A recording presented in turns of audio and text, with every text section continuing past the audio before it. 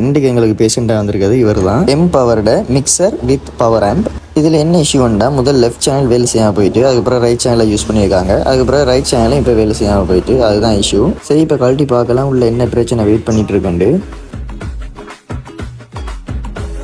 Okay, இதில் ஆம் செக்ஷனில் எந்த கேஸும் இல்லை, அதை தள்ளி வச்சுட்டு நாங்கள் இப்போ மிக்சரை கழட்டி பார்த்துடலாம். மிக்சரை ஒன் பண்ணுறோம். ஒன் பண்ணிக்க பார்த்தீங்கன்னா எந்த விதமான இன்புட்டும் கொடுக்காமலே வியூ மீட்டரில் வந்து டிஃப்ரெண்டான சிக்னல் வர்ற மாதிரி எல்லாம் காட்டுது. ஸோ இதில் என்ன பிரச்சனைன்னு பார்க்கணும். இதில் இருக்கக்கூடிய ஆடியோ செக்ஷன் ஐசியை ஃபுல்லாக செக் பண்ணுவோம். ஸோ இதுக்கு நாங்கள் வோல்ட் மீட்டர்லாம் யூஸ் பண்ண முடியாது, ஒஸ்லோஸ்கோப் தான் ஃபுல்லாக யூஸ் பண்ணுவோம். ஆடியோ சிக்னல் ஃப்ரீக்வன்சியை செக் பண்ணுறதுக்கு ஒஸ்லோஸ்கோப் தான் யூஸ் பண்ண முடியும். ஓகே, நான் இதில் பார்த்தீங்கன்னா இந்த ஐசி தான் 4558 ஒரு ஆடியோ செக்ஷனுக்கு வரக்கூடிய ஐசி. இந்த ஐசி தான் நாங்கள் மாற்றிருக்கிறோம்.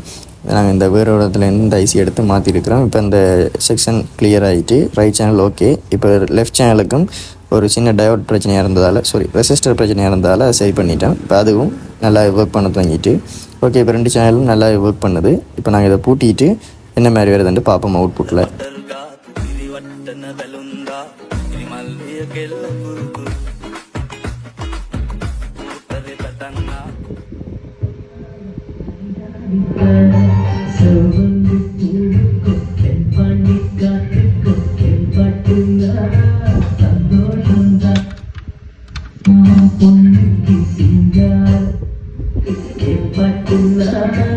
ஓகே, மொத்தமாக எல்லாம் ஃபிக்ஸ் பண்ணியாச்சு. இப்போ பூட்டிட்டு கஸ்டமர்கிட்ட கொடுத்துடலாம்.